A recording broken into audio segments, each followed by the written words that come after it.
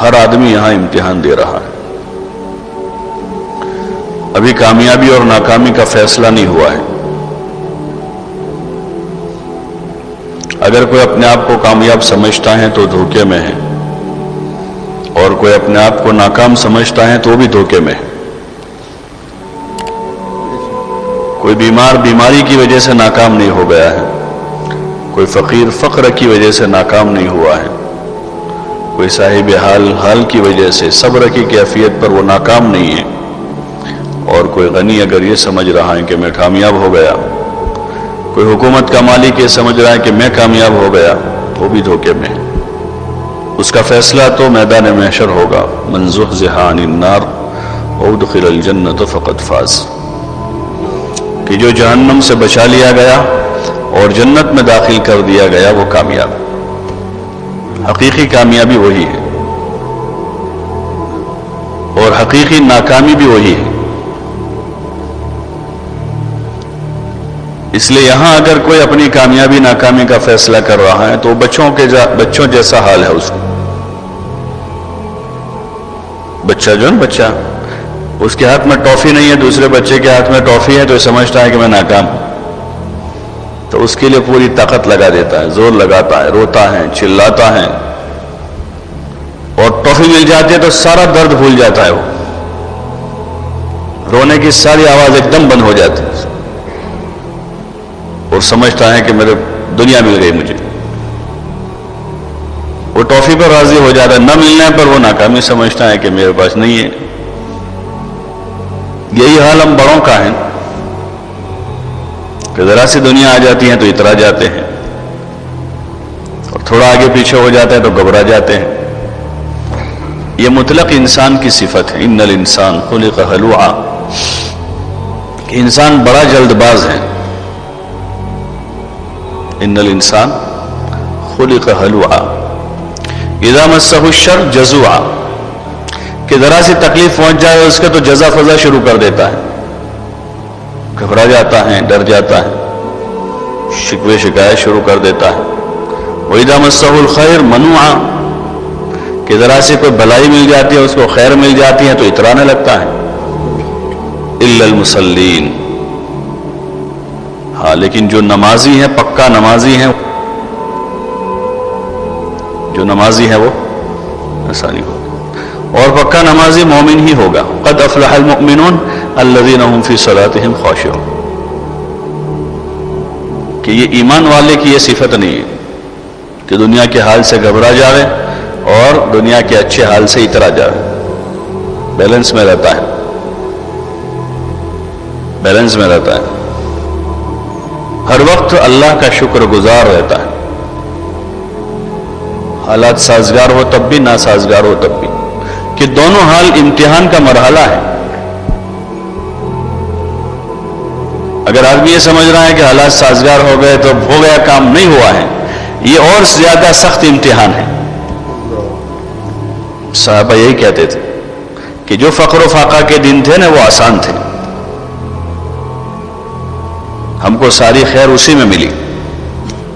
حضرت عبد الرحمن ابن عوف فرماتے تھے کہ ہم کو ساری خیر جو ملی ہے وہ کرہ میں ملی، ناگواریوں میں ملی ہے. ناگواریوں میں ہمیں خیر ملی ہے. تو ظاہر میں وہ ناگواری ہوتی ہیں لیکن اس میں بڑی خیر ہوتی ہے. کوئی بھی حال انسان پر آتا ہے، چاہے انفرادی ہو اجتماعی ہو، وہ اللہ کی طرف سے آیا ہے،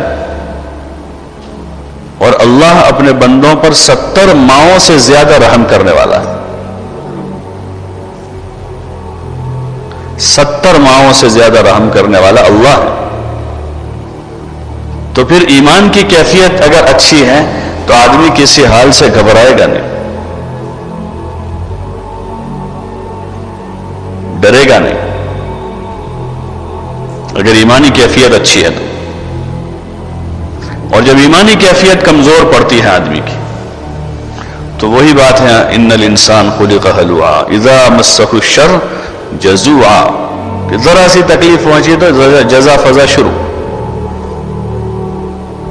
10 مہینے کاروبار برابر چلے اور 2 مہینے ذرا ڈاؤن ہو جائے تو سب طرف سے ایک ہی آواز آ جائے، ارے بھائی بہت ڈاؤن ہے آج کل، تو بہت ڈاؤن ہے، بہت ڈاؤن ہے، کرو اس کو.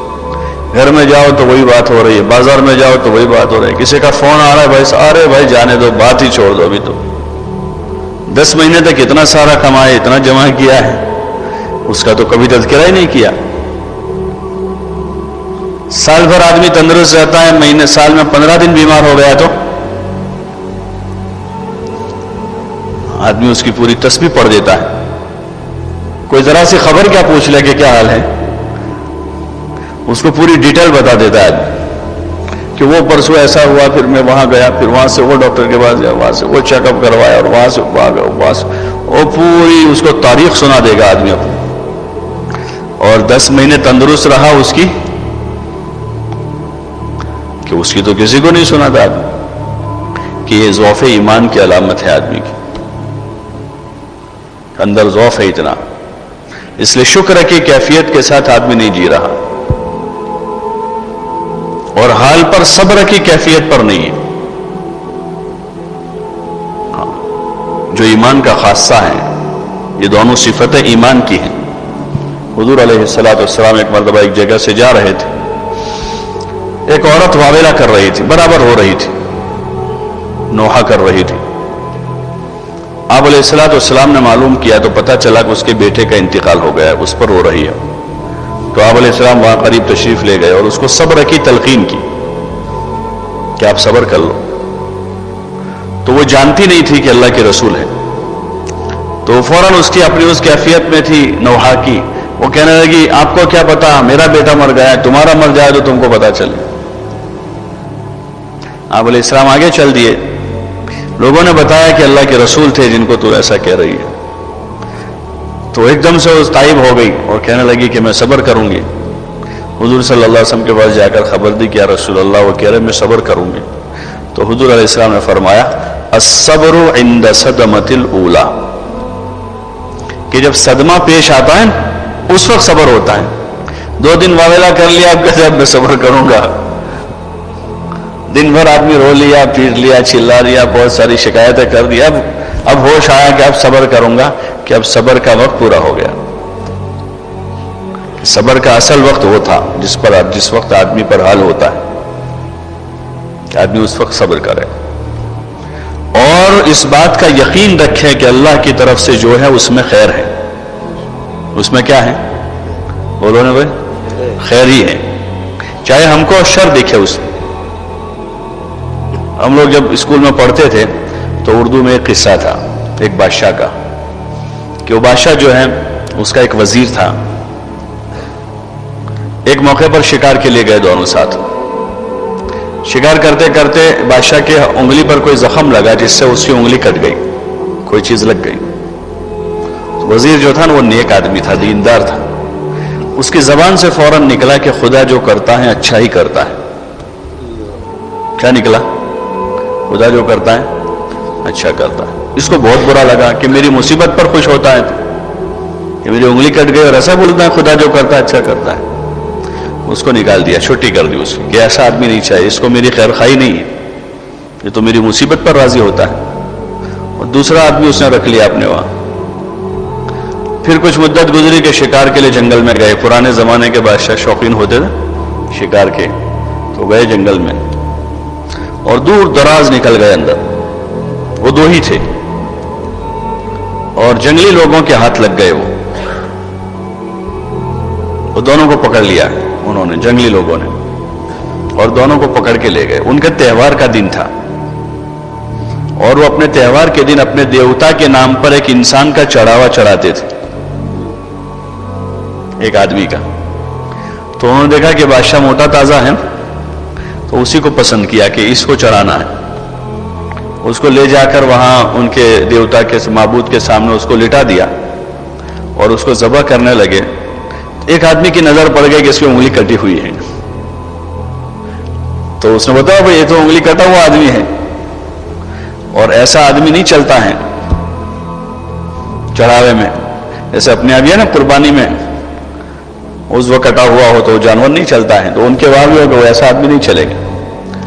تو اس کو تو چھوڑا، اس کی جگہ دوسرا وہی اس کا وزیر تھا تو اس کو پکڑ کے لائے، وہ کمپلیٹ تھا تو اس کو چڑھا دیا اور اس کو چھوڑ دیا۔ جب واپس آیا یہ تو اس کو وہ یاد آیا، پرانا والا وزیر، وہ انگلی کٹنے پر اس نے کہا تھا نا کہ خدا جو کرتا ہے اچھا ہی کرتا ہے، کہ اس دن ایک انگلی کٹی اور آج جان بچ گئی. اس دن انگلی کٹی اور کیا ہوا؟ آج جان بچ گئی. خدا جو کرتا ہے وہ اچھا ہی کرتا ہے. اس نے اس کو بلایا واپس اور اس کو پورا قصہ سنایا کہ ایسا ایسا ہوا، اور تو نے جو کہا تھا بالکل صحیح ہوا کہ اس دن انگلی کٹی آج جان بچ گئی اس کی وجہ سے. تو میرا تو یہ بھلا ہوا کہ میری جان بچ گئی، لیکن میں نے تجھ کو نکال دیا، تیرے ساتھ برا ہو گیا. تیرا کیا بھلا ہوا؟ بولے میرا بھی بھلا ہوا ہے.